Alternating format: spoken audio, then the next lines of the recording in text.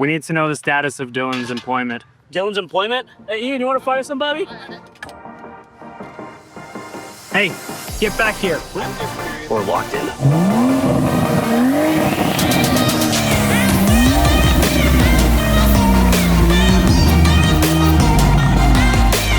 Hey guys, what's up? This is Bill with BILLT PCs, and today we are going to be shooting a video comparing the sim rig versus real life. So today we got the BILLT PCs sim rig that's located in the BILLT PCs office. We're rocking the Fanatec CSL DD direct drive wheelbase with the 8Nm package. We're running the universal hub and the R330 Fanatec wheel, Fanatec Elite V3 pedals, club sport shifter, and the handbrake. This thing is all suited up, ready for sim racing. We're going to be driving the A90 Mark V Supra 6-speed manual. We're going to be at Gingerman Raceway. Put on some laps to kind of see what times we get between the sim rig versus real life. Next week, we got the GPS track time invite only event. Jimmy was so kind to give us an invite. We'll be bringing the BILLT PCs A90 Supra over to that event, compare the lap times in real life. Some things that we can preface between sim and real life. There's a lot more temperature management that has to happen in real life, whereas sim, you know, it's a little bit more lax. There is some things that get captured in the sim. Track conditions are a little bit different. What we're gonna be doing for comparison in the video, we're gonna see what things could we prepare on the sim that will help us in real life. We're gonna talk about all those points and, you know, cover all the bases there. Right now, we're gonna be going to Gingerman Raceway. Let's hop in the sim rig and let's throw on some laps.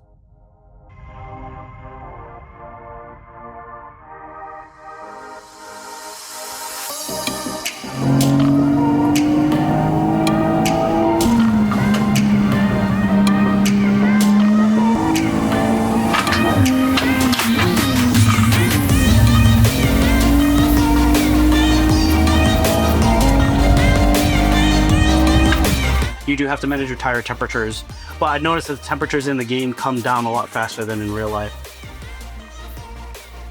Go. Yeah, these tires feel loosey-goosey. I'm on the stock Michelins right now.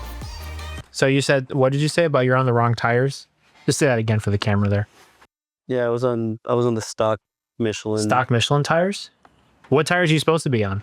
200 UTQG. These ones are similar to the RE71 RS Bridgestone Potenzas. So big difference there? Big difference. Messed you up a little bit? A lot of bit. Now that we are on the correct tires, we can. Do you know why those tires were even there? Why? That's the default. Yeah, the other set of tires are in this car that Sure? I've custom modified. So the other set wouldn't have defaulted? They would default to the stock ones? Yeah. Yeah, that makes sense. Makes a lot of sense. So no one changed those tires before you went on there? I don't think it'll be there. Is that what you're saying? No, this one was actually not Dylan's fault. Not Dylan's fault? Yeah. Yeah. Credit where due. I'm a man of honor, and you know, I'm an honest guy. You know, so this time, Dylan actually has a job. Dylan is really good at his job. Yeah, Dylan's doing great today. Like really good at his job. He's actually only been fired twice today. He says Dylan's doing great. Yeah, only twice. He hasn't seen you all day today. I can do better. All right, now he's fired. He hasn't seen him all day.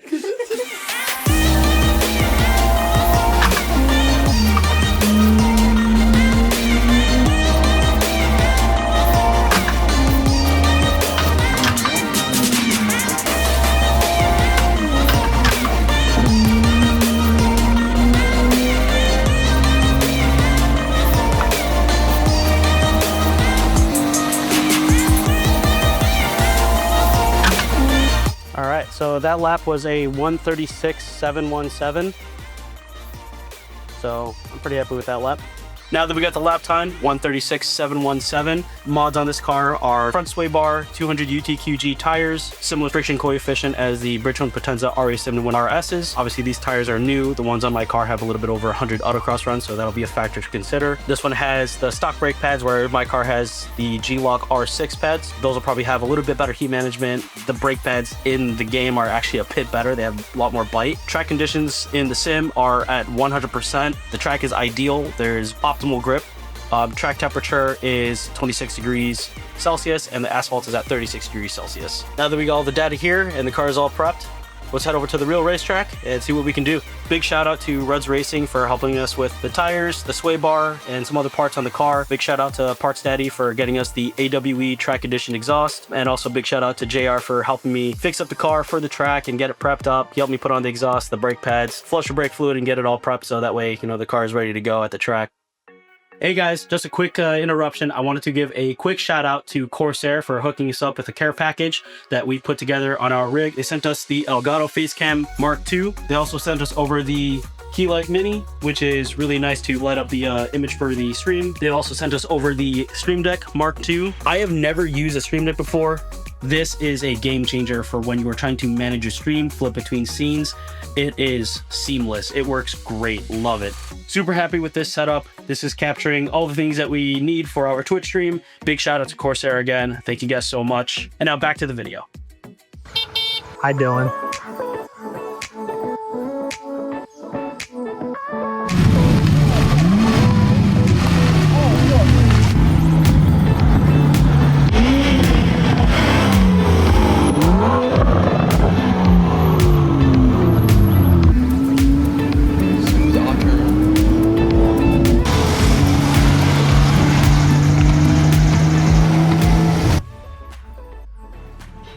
How was it? That was the funnest thing I've ever done. Yo, with Michael, 141.97. So broke the 150, broke into the 141s. So maybe. He's a madman.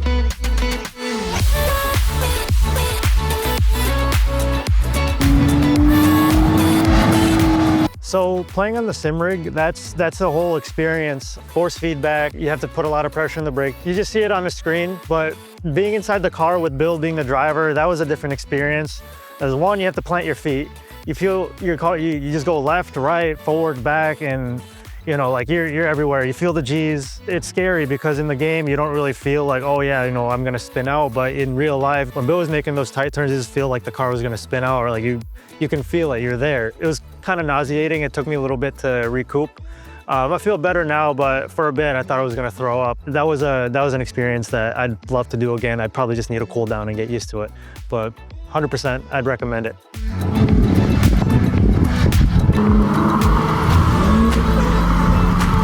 It was a lot of fun. We were going super fast, probably the fastest I'd ever gone in a car before. I went autocrossing with Bill when I was younger, so I was kind of already used to the motion, and autocross was a lot more motion. This was a lot more fun, I do have to say. It was just a different experience.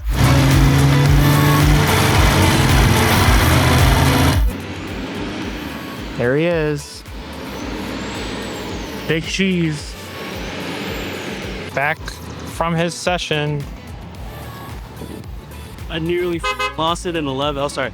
I nearly lost it in 11. That was one of the closest calls I ever had in any car, but we saved it. It was really smooth. We got tail happy. Even though road temps increased, we did PB today. We got a 141.82. This has been an awesome day, and really happy that the entire staff came by. Had an awesome day with all my friends. All right. My hair. Sorry. Yeah, go ahead. So now that we got both the experience from the sim rig and also driving the car in real life at Gingerbread Raceway in South Haven, Michigan, the GPS Track Time Private Instructors Invite event. Difference between sim and real life. Sim really helps you prepare for finding the braking zones, figure out your gearing, the map of the track, knowing where the corners are where. Being able to use the A90 Supra in the sim got me very familiar with the gearing, which was crucial. It saved me probably 1 or 2 sessions trying to figure out the car. I've only had a total of 5 sessions today. If I had to spend the first 2 sessions figuring out the car, figuring out the braking zones, figuring out the gearing, now that I had the sim, I was able to preemptively figure all those things out. So first session, I only had to take 1 or 2 laps to kind of get situated. I was able to go right into lap times and go into time attack mode right after I situated the car and fine-tuned like my braking points, my acceleration points, and you know, feeling out the car. Getting a sim rig not only teaches you how to drive, but also figure out a lot of things about the car without having to spend the time on the real track. Lap time in the sim was getting a high 136, low 137.